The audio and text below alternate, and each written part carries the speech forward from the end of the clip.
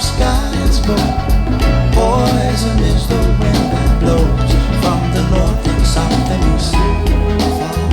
Oh, mercy, mercy me. All things ain't what they used to be. No, oil wasted on the oceans and upon our seas, fish full of mercury. Oh, mercy, mercy me. All things ain't what they used to be. No, radiation underground and in the sky. Animals and birds who live nearby.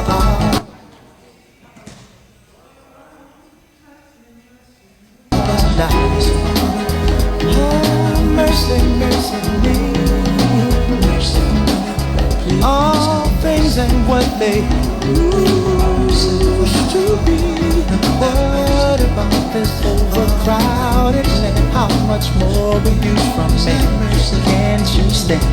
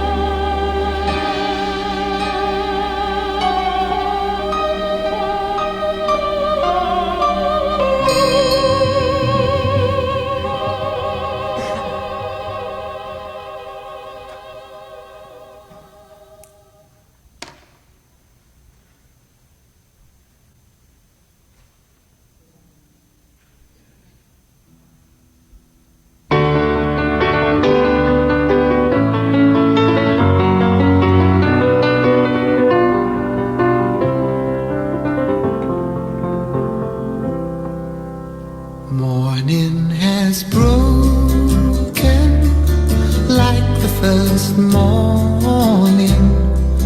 Blackbird has spoken like the first bird.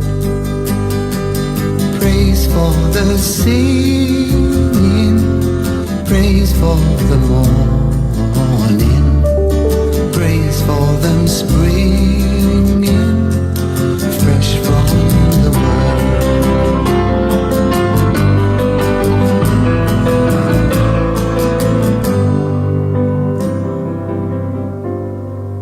Sweet the rain's new fall, sunlit from heaven, like the first dew fall on the first grass. Praise for the sweetness of the wet garden, sprung in completeness where his feet pass.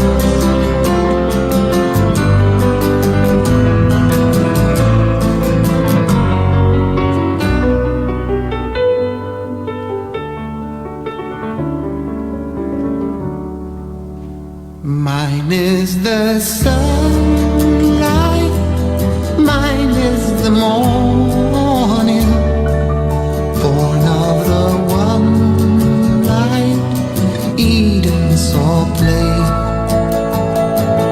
Praise with elation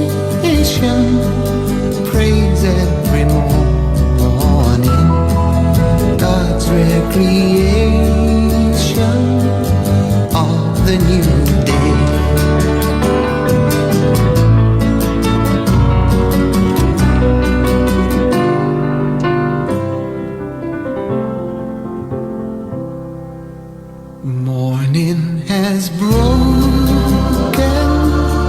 like the first morning. Blackbird has spoken like the first bird. Praise for the singing, praise for the morning, praise for them springing fresh from the world.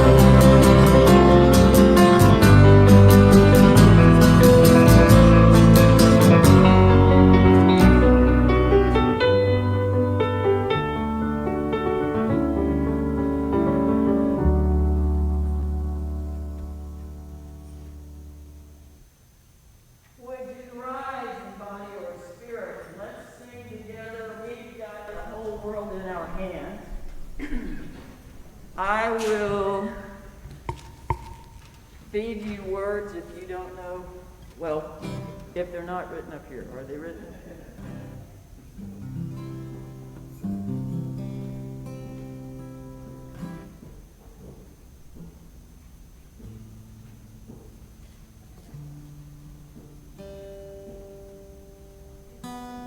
Patience is a virtue. I'm sorry.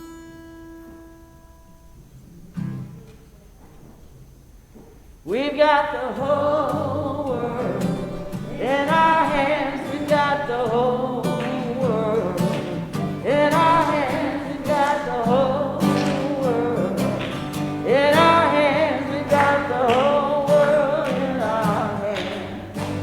We got the trees and the flowers in our hands. We got the trees and the flowers in our hands. We got the trees and flowers in our hands. We got the whole world in our hands. We got the care of all our siblings in our hands. We got the care of all our siblings in our hands. We got the care of all our siblings in our hands. We've got the whole world in our hands. Whole world. We got the whole world in our hands. We got the whole wide world in our hands. We got the whole world in our hands. We got the whole world in our hands. Thank you. I might have to double time it next time to get us. Go ahead and sit down. Thank you. To get us energized. Do we need to do some jumping jacks?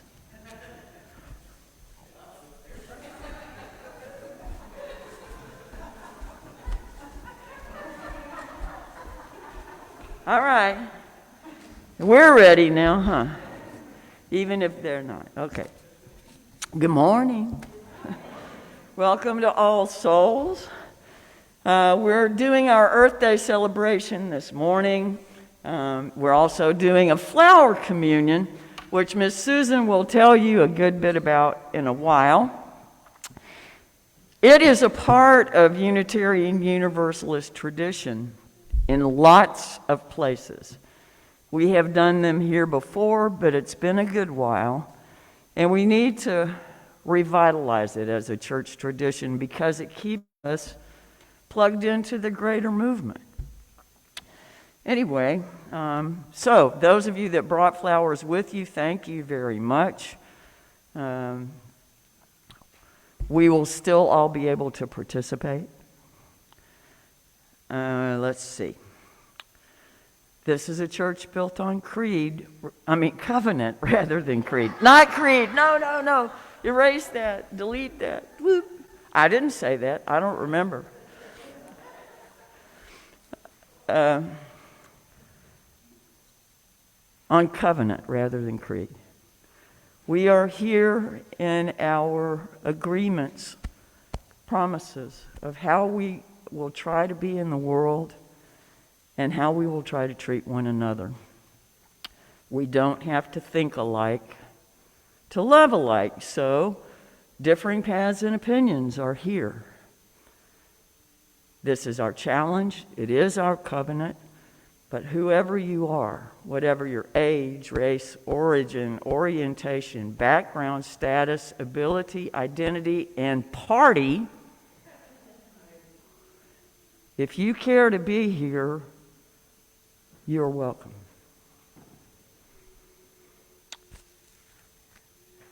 I'll let y'all get over the shock of that.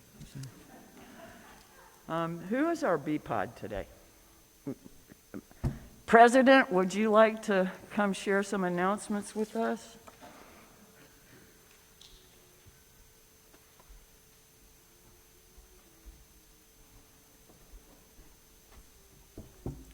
Does anyone object to me removing my mask? If so, please raise your hand. Thank you. Good morning to you all. Each month, we dedicate all of our non-pledge income to an organization doing the work that best embodies our Unitarian Universalist principles and values. Our April 2022 Giveaway the Plate recipient is Rabbi Ronald Goldstein Fund, which provides access to abortion and to all forms of reproductive health care for anyone in need. Just label your gift to the what's it called? Give away the plate fund. And which portion is pledge, and put it in the basket at the back as you leave. Our adult religious education class via Zoom on Sunday mornings is still going on and discussing the book Me and White Supremacy by Layla F. Saad. You can join at any time, any Sunday morning before the service. Zoom lunch is continuing on Tuesdays at noon. Larry Andros on Saturdays at 10:30 does a sitting Buddhist meditation, including a brief introduction to mindfulness meditation and 20 minutes of sitting and followed by a weekly teaching. Our board is working diligently on our vision every month as a reminder of what that is: creating a healthy sanctuary for the soul, cultivating a vibrant, connected, diverse, and multi-generational congregation, joining with the larger community in efforts to promote peace, justice, and the interdependent web, and living out the liberal religious traditions. As a church, we have broadened the reach of what is happening here at the church, and by providing intergenerational events, such as the camping event and the egg hunt, and we will continue to do so. We have begun work on getting our church grounds safe and environmentally friendly, and we have plans for future alternatives to violence training. We will also be inviting people to speak during the service on what they do and how you can get involved. You, however, have responsibility for some of the items on our vision, and you can do the following to help bring them to fruition. Connect with each other. Be mindful of each other's needs. Get environmentally healthy. Provide a safe space in the world for meaningful conversations. Ask someone to come to a service or an event. Research different cultural backgrounds yourself and share what you have learned. As you are willing and able, get involved in what we offer. Thank you and welcome to our church.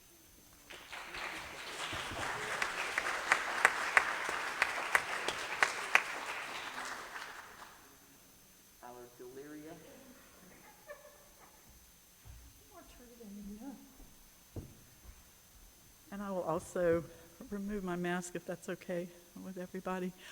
Good morning. I'm Susan Caldwell. I'm the Director of Religious Education here. And as Reverend Barbara mentioned, we are going to celebrate our flower communion this morning. And so I would like a little bit of help right now. If you've brought a flower and it's with you, you're welcome to bring it forward and go ahead and place it in the vase. And if someone would bring the small vase from out in the foyer down to the table here, I would appreciate that as well. Thank you.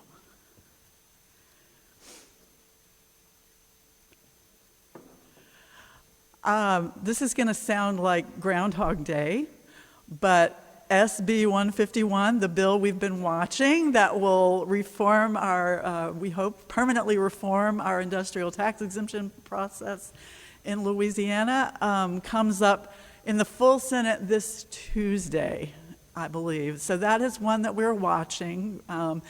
And this Wednesday in the House Criminal Justice Committee, HB 730, and that is a reform to life without parole in Louisiana. Because right now, first of all, what constitutes first-degree murder in Louisiana is a lot broader than just what you think of as first-degree murder, like where you've plotted, maliciously to kill somebody. It's a much broader charge, and this is not a get-out-of-jail-free card. This is if someone's been in prison for 30 years, and if they have accomplished certain steps, basically been a model prisoner. That they have a chance to have a hearing. It's not an automatic release. There's so much misinformation around this bill right now, but it will be heard in criminal justice this Wednesday. I'm not sure what time, but you can look at legis.la.gov, which is actually an excellent website. It's something we do well in Louisiana, and that'll you can find your way to the schedule and the hearing. That one is HB 730, House Bill 730, and the other one is Senate Bill 151. And I think I do encourage you to join us at 9 a.m. on Sundays for the conversation around the Layla Saad book. Even if you can get a book from me, I still have a couple of them and I'll order more. Even if you're coming in the middle, I really encourage you to join this conversation. It's been very honest. It is not easy work, but it's really worthwhile. And I just encourage you to join us for that 9 a.m. on Sunday morning on Zoom. So you can still be in your pajamas and then get dressed and come to church. So, win-win. Thank you.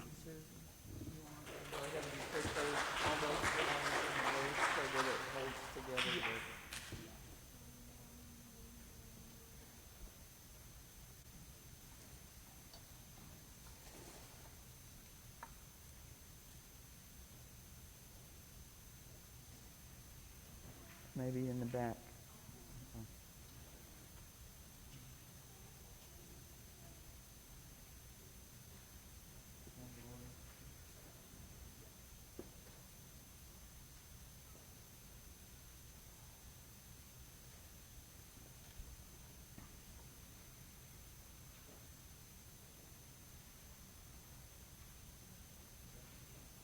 Actually, I'm going to leave that one here where it can still reach its water.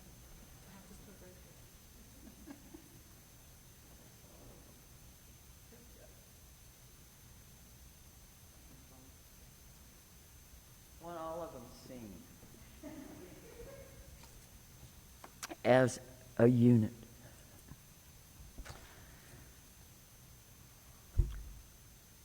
Relax into your seat. Catch your breath, even behind your mask. Let your shoulders fall away from your ears and let your feet unclench. And let's enter a spirit of openness and worship.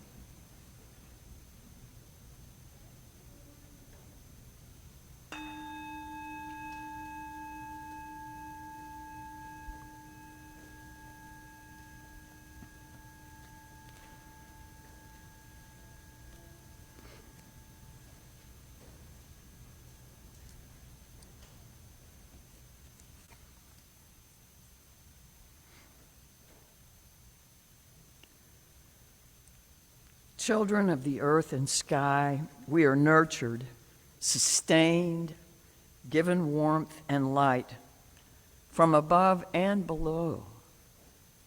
Supported by earth's strong, firm crust, we build our homes, till the fields, plant our gardens and orchards.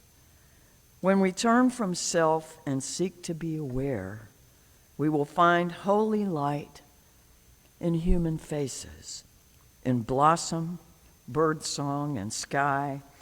Then earth is truly our home, and we are one with all the earth's creatures, parents of earth's children yet to be.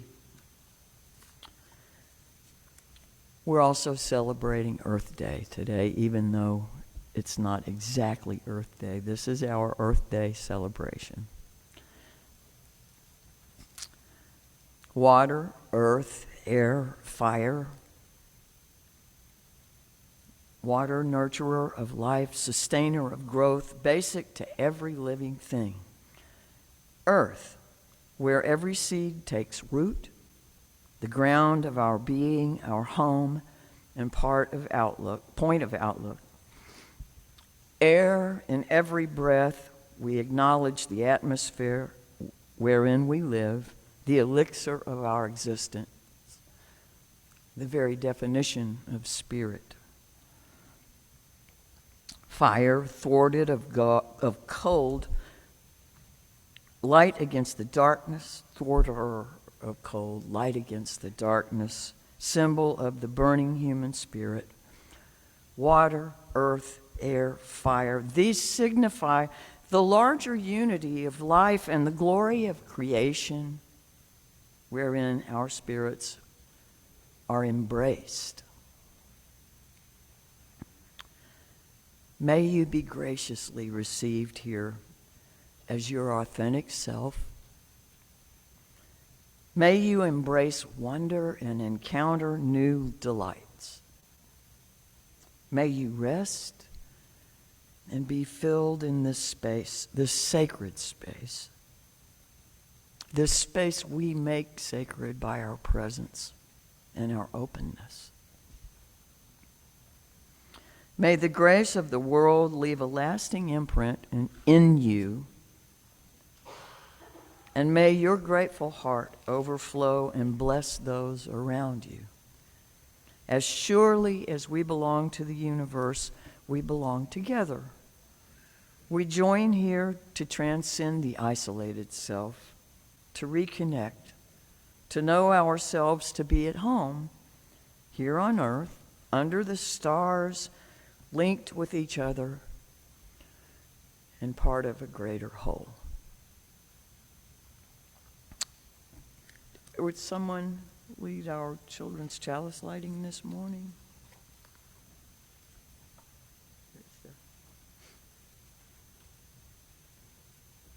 Did Zoe want to try? We light this chalice to celebrate Unitarian Universalism.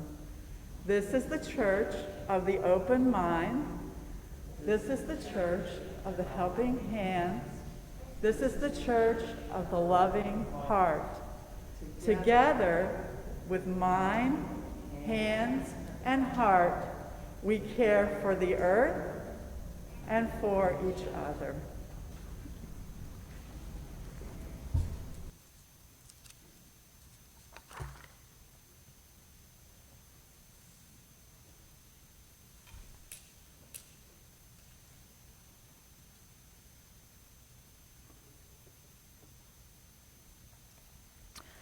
Committed to respond to the call of the wounded world, we join together this day with loving hearts, hands, and minds, embracing the interconnected web of water, air, and earth.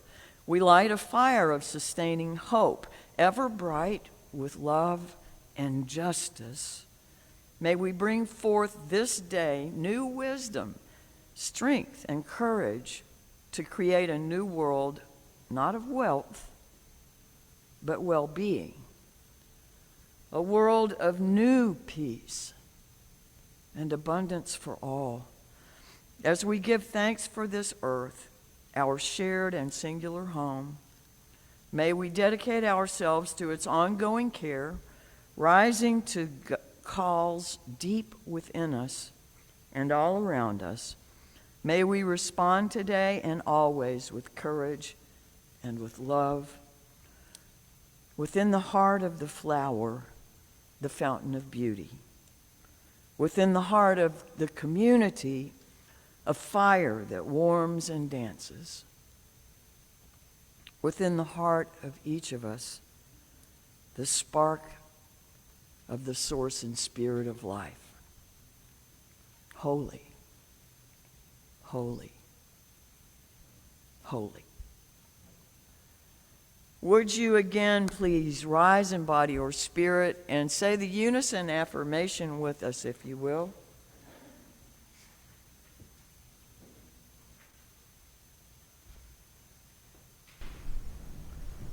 Love is the doctrine of this church.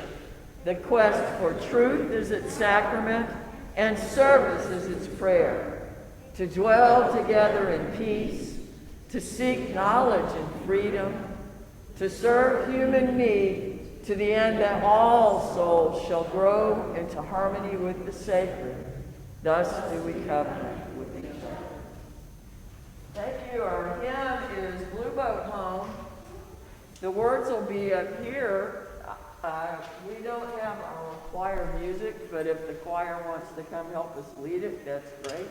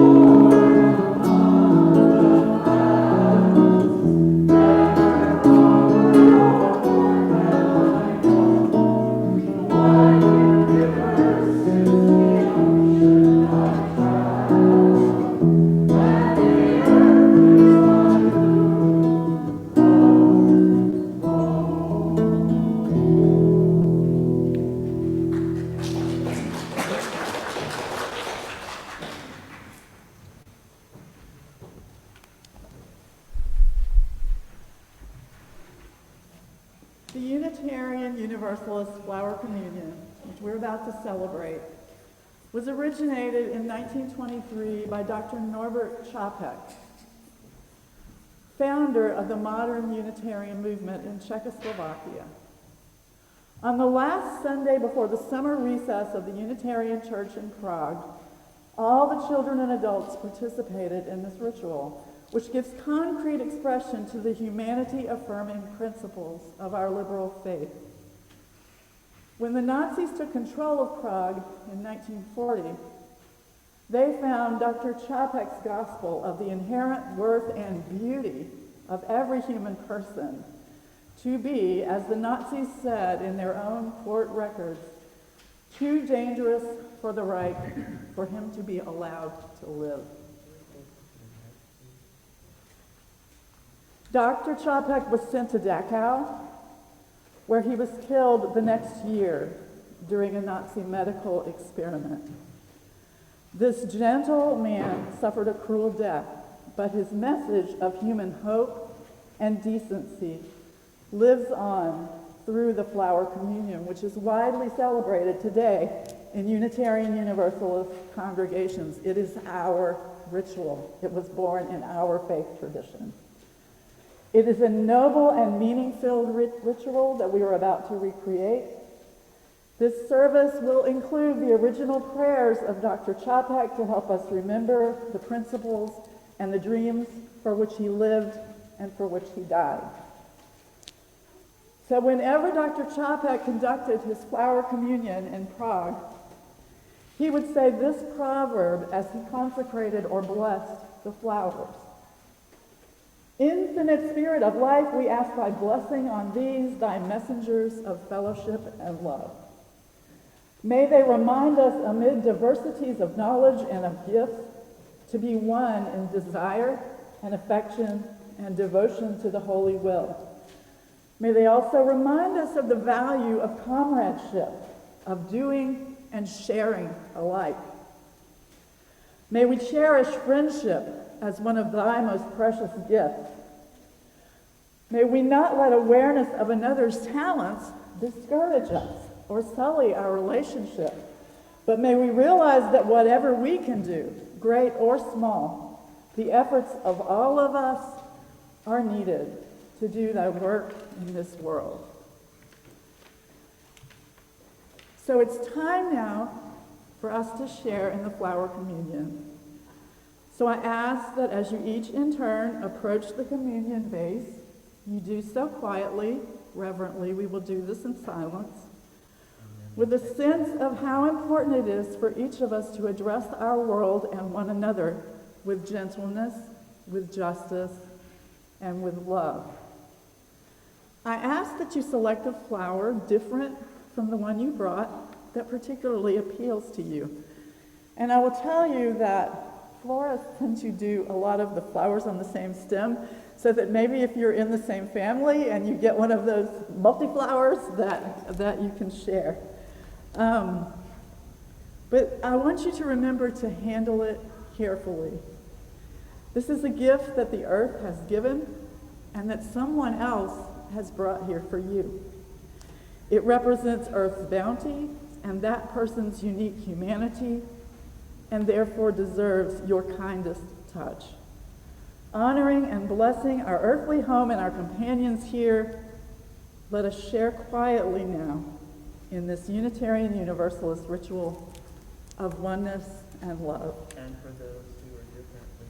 And if you have mobility issues and would rather not walk up here to receive a flower, we're happy to bring you one.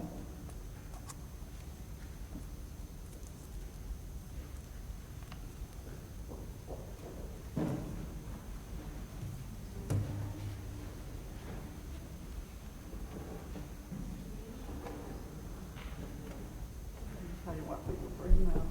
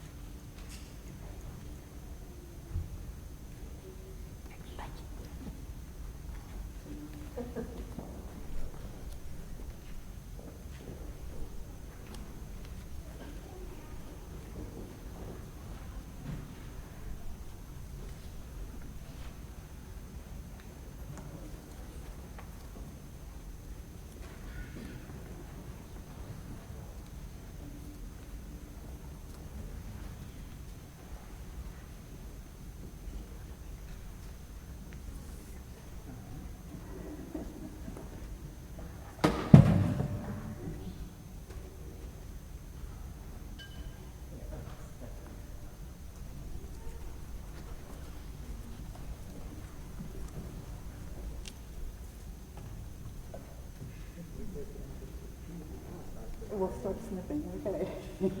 Sounds good.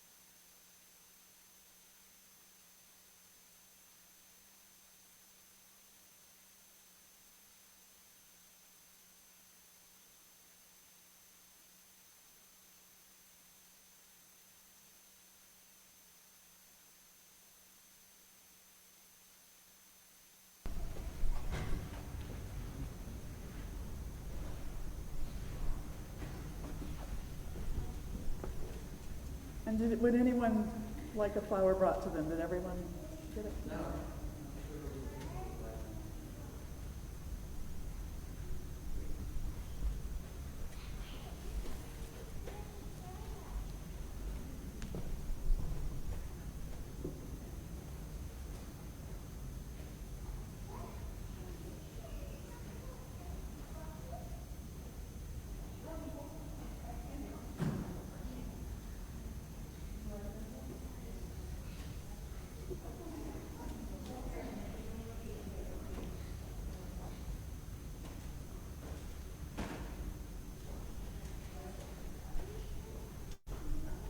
Have we missed anyone?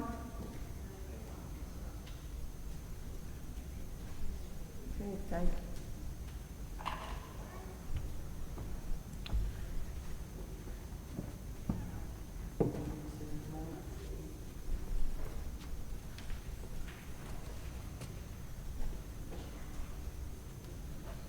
And this is Dr. Chapek's closing prayer. In the name of Providence, which implants in the seed the future of the tree, and in the hearts of people the longing to live in love. In the name of the highest, in whom we move and who makes us all what we are. In the name of sages and great religious leaders who sacrifice their lives to hasten the coming of peace and justice, let us renew our resolution sincerely to be family to each other, regardless of any kind of bar which estranges one from another. In this holy resolution, may we be strengthened, knowing that we are the family of God, the family of the Spirit of life and of love, that unites us. And may we endeavor for a more perfect and a more joyful life. Amen. Would you sing with us? I know this road will open, exactly. Yes. And I think yours will be on this. In the gray hymnal, if you would like, there are words. If they may be on the screen as well. If you cannot see the screen, then it's number 396 in the hardback hymnal.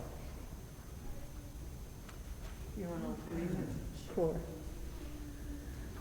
I know this rose will open. I know my fear will burn away.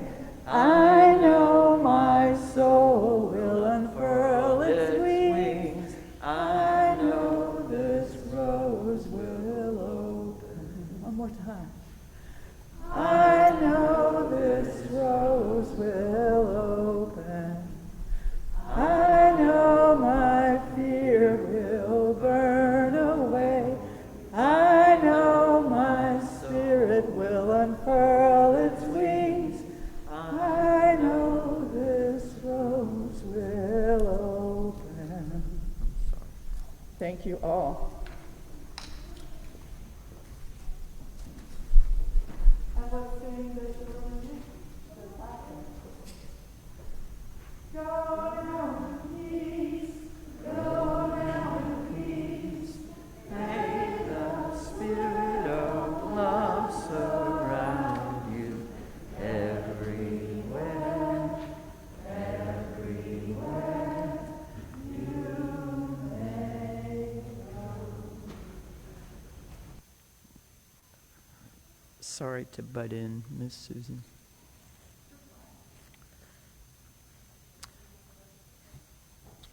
This story comes from David Horst.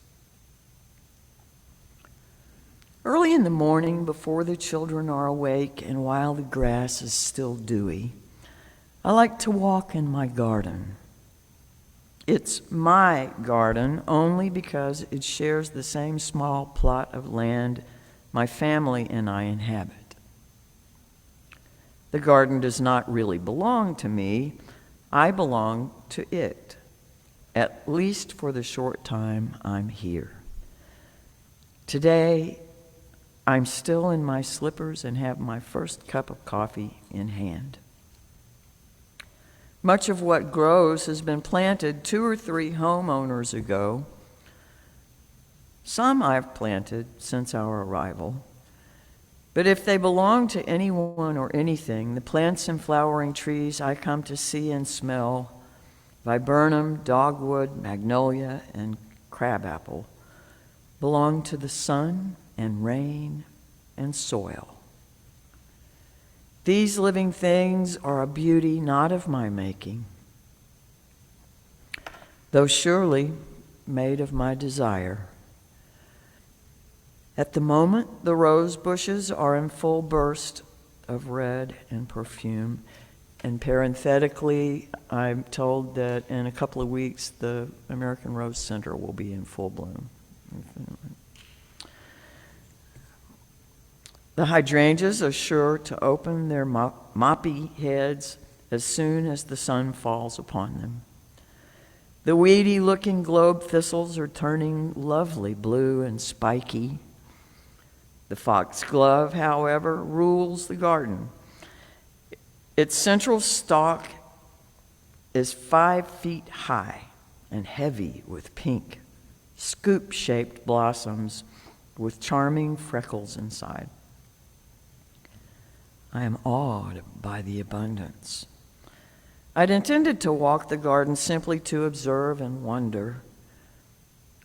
But there's a weed that must be pulled, a stray stem that needs to be pruned, a blossom drooping and fading that should be snipped. So I set down my cup of coffee on the back porch, grab a small pail, and go to work. I end up with muddy hands, wet slippers, and a pail full of weeds and trimmings. Why can't I simply observe and wonder? Won't the beauty of my small garden world survive without me?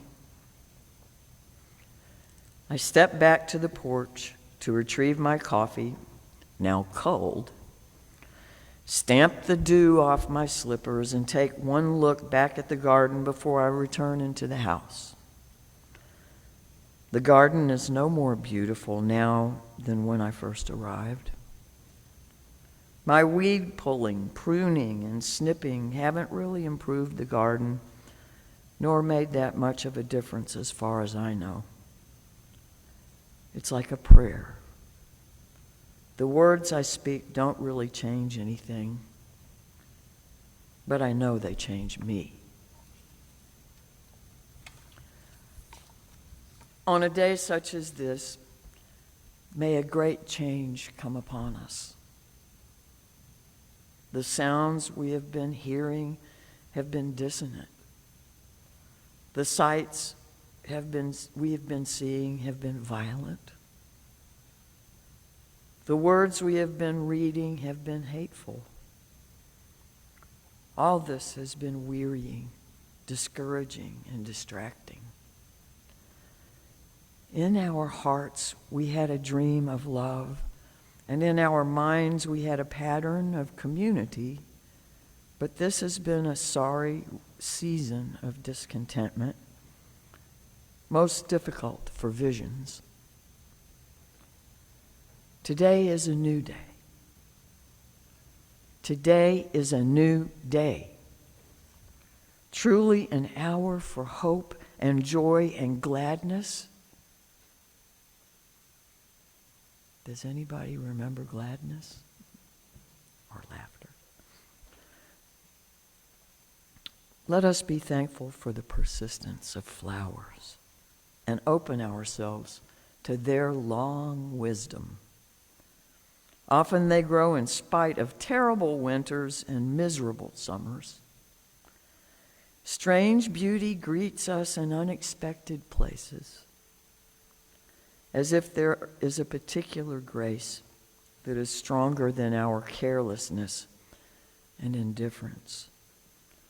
But when we tend our gardens with love and care, the reward can be greater than the effort.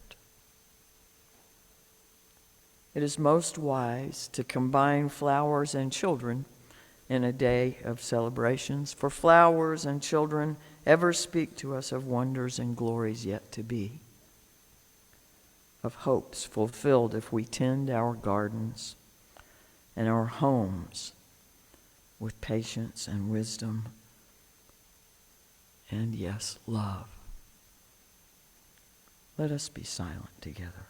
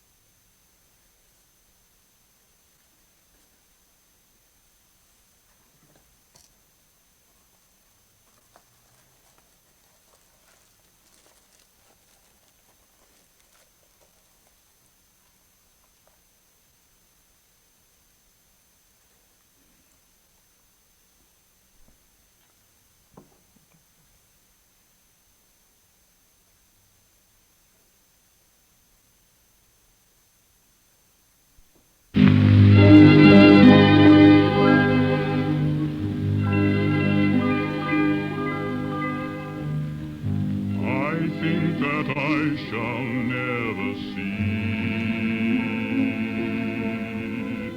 A poem lovely as a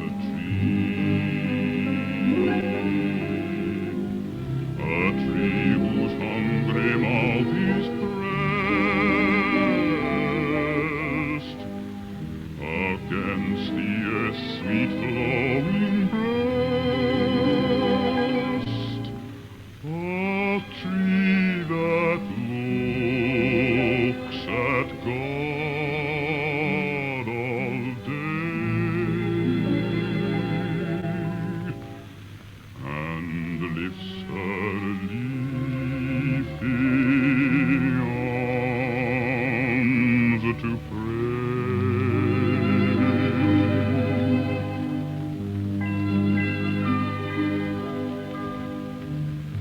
A tree that may in summer wear a nest of robins in her hair, upon whose bosom snow has lain, who intimately lives with rain.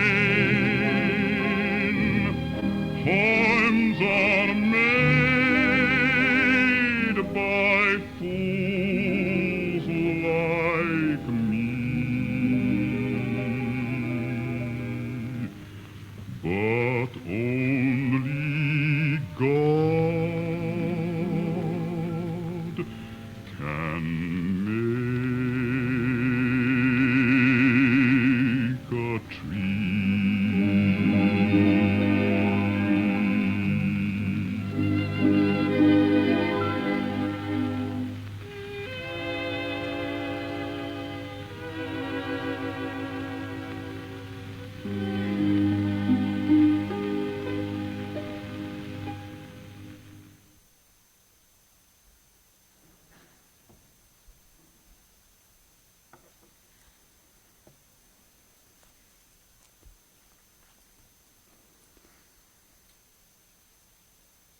Albert Einstein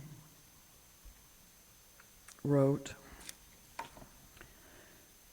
"A human being is part of the whole, called by us universe, a part limited in time and space. We experience ourselves, our thoughts and feelings as something separated from the rest, a kind of optical delusion of our consciousness. This delusion is a kind of prison for us, restricting us to our personal desires and to affection for a few persons nearest to us. Our task must be to free ourselves from this prison by widening our circle of compassion to embrace all living creatures and the whole of nature in its beauty." I would like to invite Kathy Osuch to come share with us this morning.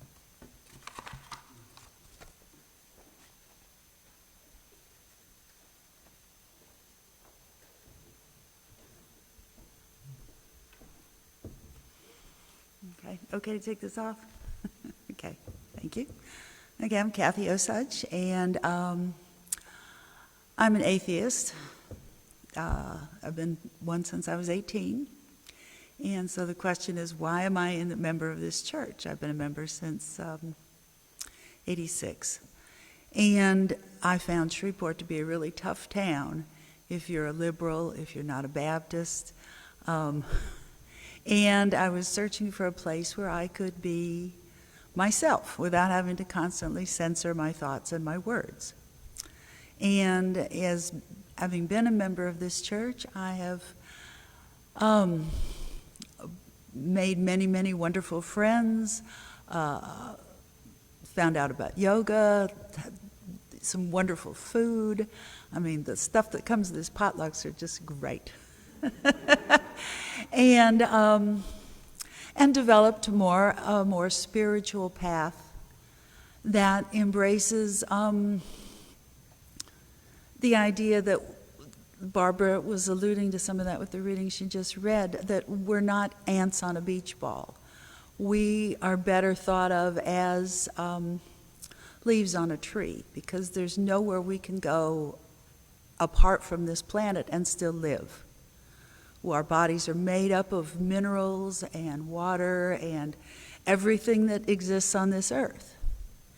And so we're so interconnected to the planet that taking care of the planet is life. It is,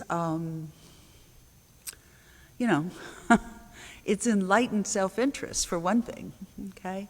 And one of the spiritual things I've developed is, if there is a creator, an entity so powerful as to being able to create everything that exists that I know of, then what would be important to that entity? It wouldn't be, in my opinion, bowing down, and praying for blessings and stuff like that. It would be that creator would value most, take care of my creation. Take care of each other and all the living things I put on this planet. So that's where my spirituality and my environmentalism comes from. And, as well as my career path as a follower of the teachings of Jesus. As you do unto the least of these, you do unto me. And so my career was working with foster children. That, children whose parents wouldn't or couldn't take care of them, I considered the absolute positive least. So so Earth Day is very important to me because of my spiritual path, as well as my knowledge that I live here. It's important to take care of where you live. And a group of us are trying to work on the grounds here at All Souls, because while we have lots of native stuff behind me, out front the builders put in, Indian hawthorns, Chinese azaleas, all this stuff that's not native, so it doesn't feed the other beings that we live beside. It doesn't provide them habitat. And so we're trying to put in more native plants, as well as have it be more abundant of with fruits and vegetables and stuff like that. So we've started, there's some parsley out there. If anybody likes parsley, which I do, take some home. There's a pot of it out there, and we'll probably add some more. And the other thing I was asked to talk about is the Alternatives to Violence program. It's something that a couple of us, Bob Jordan, Susan Yellett, and myself, have been involved in. And it seems like, again, it's very timely. And many of you, like myself, may say, well, I'm not a violent person, so, that wouldn't be something I'm interested in, although I deplore the violence in the world. But I've learned that not speaking up when you're bothered about something in an appropriate way also contributes to violence, because problems don't get solved and resentment builds up. And then, who knows what's going to happen. So anyhow, we're going to try and do some, little workshops to explain some of the principles, and then see if maybe I would like to have our church have a number of people trained to offer this program to the city, to other churches, so we can train other people, because I think violence is a problem here as well as, many of other places, and certainly there's lots of reasons for it, but this program gives people tools to better deal with controversy. So I think it's really excellent. So anyhow, thank you very much.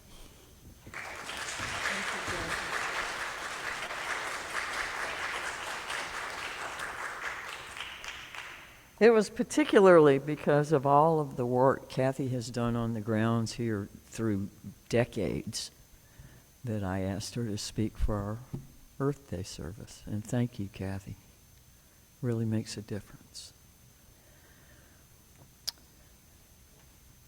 Yesterday, I was out at the American Rose Center for a wedding.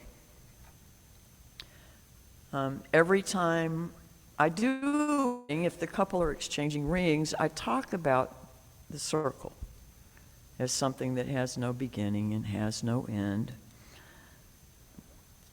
In the springtime of the year, the seasons unfolding and blooming frequently puts us in mind of new life, of beginnings. And having just come from the spring holiday season, in which particularly Christianity looks at death and new life, Passover looks at leaving behind what's old and going to what's new. We can look at both endings and beginnings.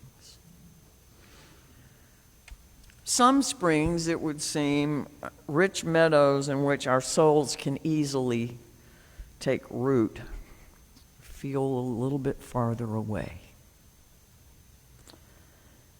More like a memory than a current reality. Some springs, even cracks in the concrete that allow us to push our own tenacious reaching for life out into the open, expansive sky, are harder to find. Some winters, it would seem, can leave the new growth that aches to burst forth from deep within our spirits a little less prepared to extend fresh energy, feel rejuvenated. Perhaps for you, this spring is one of those. Maybe not. But surely the pandemic has left us weary. The division in this nation, which can reach into the center of some of our families, and the ongoing efforts we see to dismantle the democratic republic, have been both disheartening and infuriating. Both sides of such an emotional response drain us.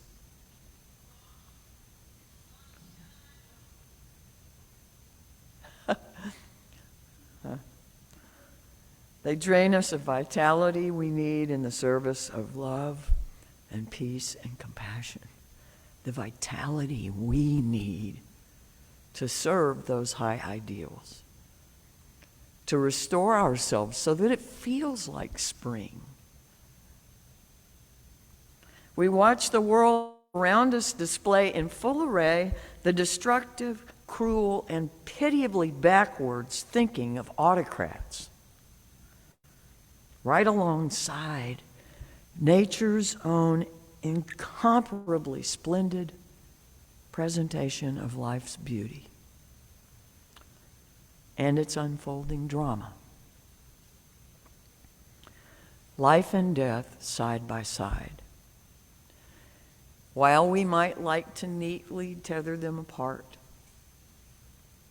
they seem to be constant, both of them. In the words of Elia Delio, we can mourn in the solidarity of compassion, our care for those who are suffering. But we must live in the hope of a new life, of new life. How do we do that? How do we restore our energy, our spirits? Again, we are called upon to face our interior reflections of the external world, the external realities. As thinking, physical, spiritual beings, we're called upon to recognize the tension and fear, frustration and anger, hatred and sadness that may churn within us.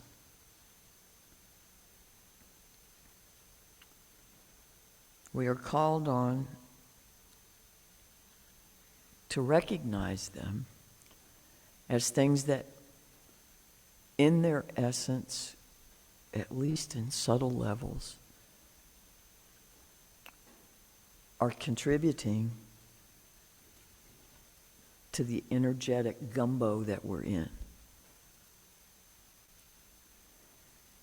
There are any number of human inclinations that to some degree or another we share with even those we most detest or despise, if that's a part of your experience.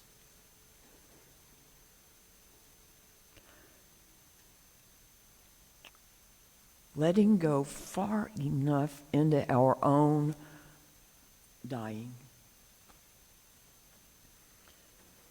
to maybe sometimes hit bottom.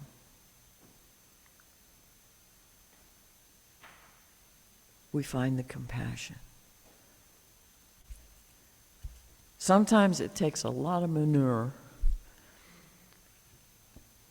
to revitalize a garden.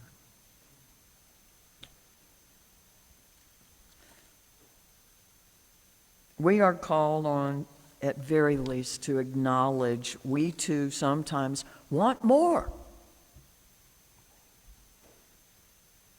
Maybe we don't think of our wanting more as greed. Maybe we compare our own wanting to that of someone else and think ours is not bad, look at that. But it's still wanting. Sometimes we opt for ourselves or our small circle of care over the larger group. If we're put toes to the fire, don't we look out for our own first? Would we do that even at the expense of a greater number of others? Those are hard questions.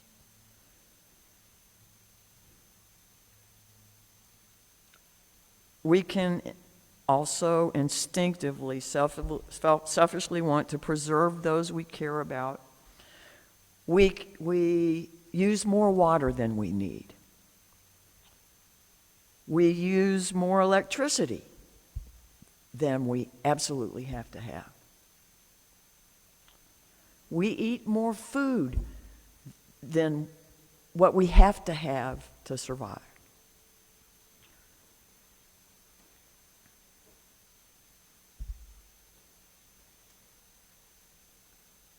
In our culture, in our world, in most of the places that we live, in most of our circumstances, we have choices that a lot of people don't. Those choices are luxuries.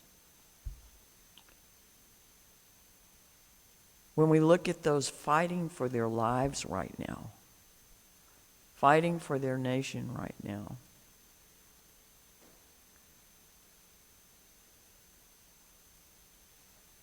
is it possible for us to not only have our hearts go out to them, but with some sort of compassion for the brokenness of those creating this, most actively, the situations that have to be addressed? Can we find any of that in us? Can we find any of them in us, no matter, even if we have to dig really hard?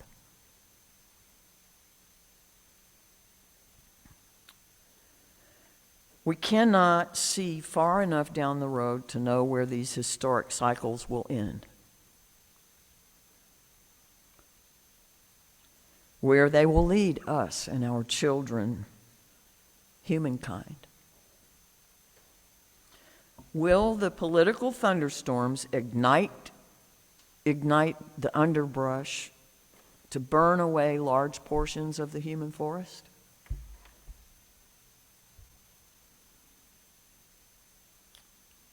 We certainly have feelings about the processes and preferences for the outcomes.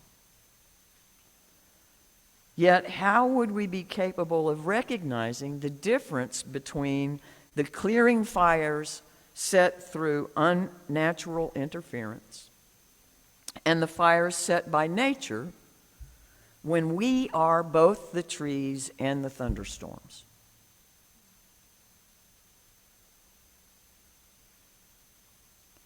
Somehow we think of ourselves as separate from nature, as independent from the natural cycles of things, but we're not.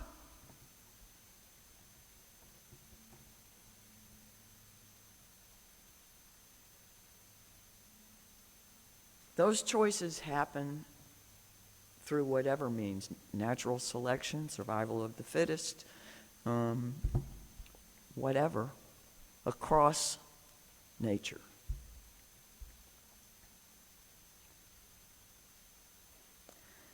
One of my meditative readings this week was from the 365 Tao. And it reminded me of this. Fire cools. Water seeks its own level. No matter how extreme a situation is, it will change. It cannot continue forever. Thus, a great forest fire is always destined to burn itself out. A turbulent sea will become calmer. Natural events balance themselves out by seeking their opposites. And this process of balance is at the heart of all healing. This process takes time.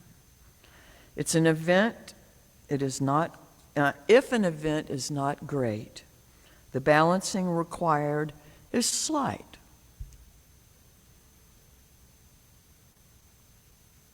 So if we think our own weaknesses are smaller, they should be more easily addressed. Or an easier place to address the contributions to the problem.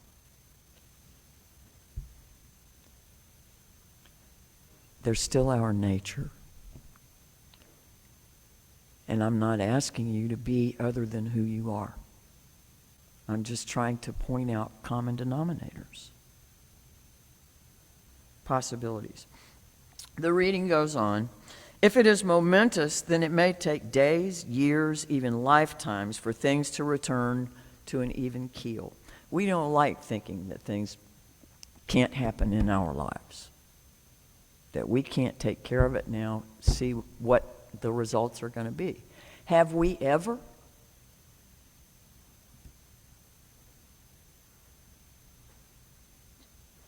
Actually, without these slight imbalances, there could be no movement of life. It is being off balance that keeps life changing.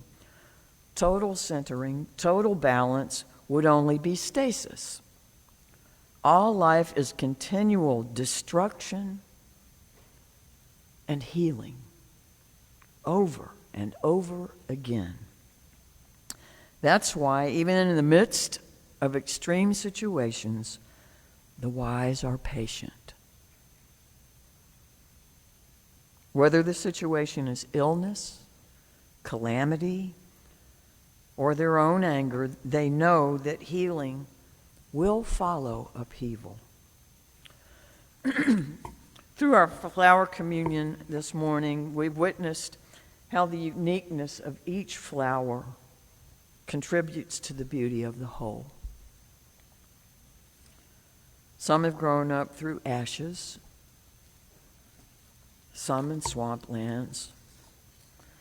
And we understand that sometimes it takes a heap of manure to help things grow and flourish. Even manure is nature's unfolding love, the progression that feeds us.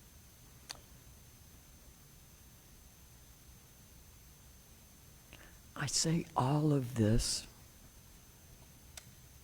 just to remind us that our short vision is not long enough to justify losing hope.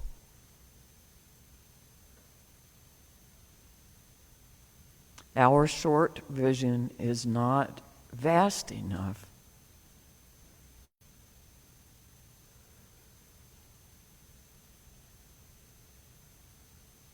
to let the current states drain us. If things motivate you, if things drive you, if things energize you, then you have heart for them. They are yours to address. If all they do is take your energy away, then you're wasting your energy.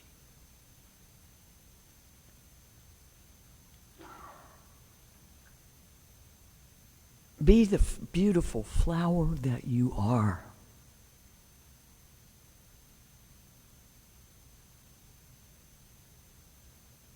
Be the tree. Be the manure if you need to be. It takes all of us. We have as much reason to hope and believe in the human potential for good as we ever have. It just may not look that way right now. If we remember that the future's not ours to see, we may get through those times that darkness fills the sky. Our closing hymn is the same melody as the opening hymn. It has different words. If you need to look in the hymnal, it's 207 in the gray hardback hymnal. Otherwise, the lyrics will be up on the screen. If our singers want to come back, that's great. If you don't, that's okay too.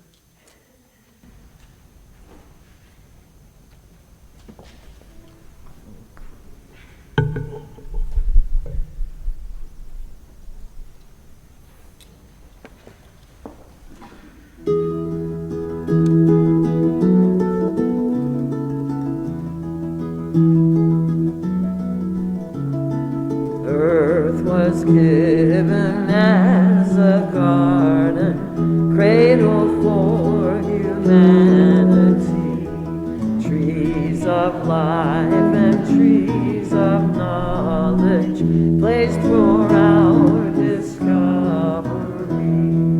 Here was home for all your creatures, born of land and sky and sea, all created in your image, all to live in harmony. Show to us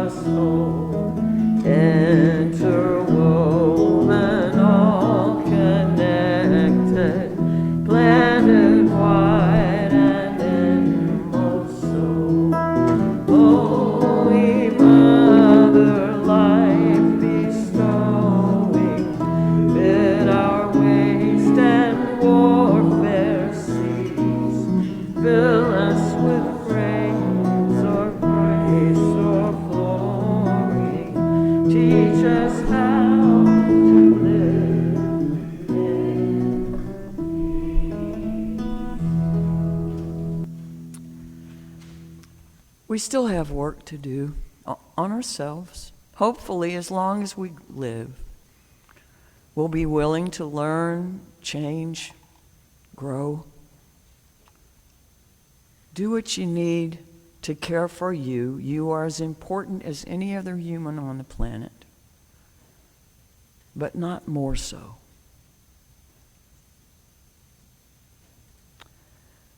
Love our earth. Take action to consume less, use less energy, respect water, and be cooperative, collaborative, and creative in community.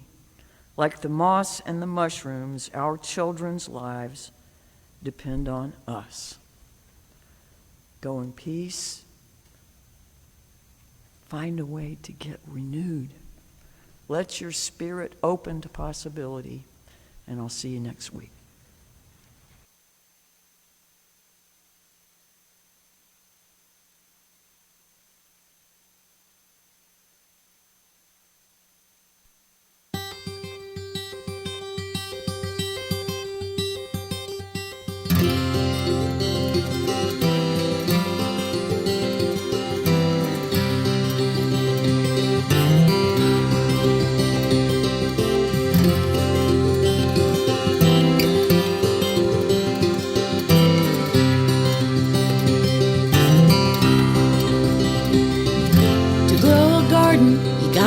Patience. You need to work in it every day.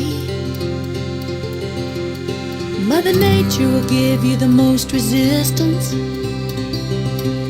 but you can turn it into something anyway.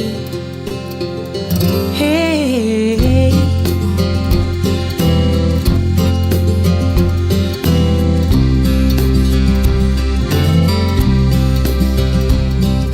some throw seeds and cross their fingers, and some plant what they want in a row.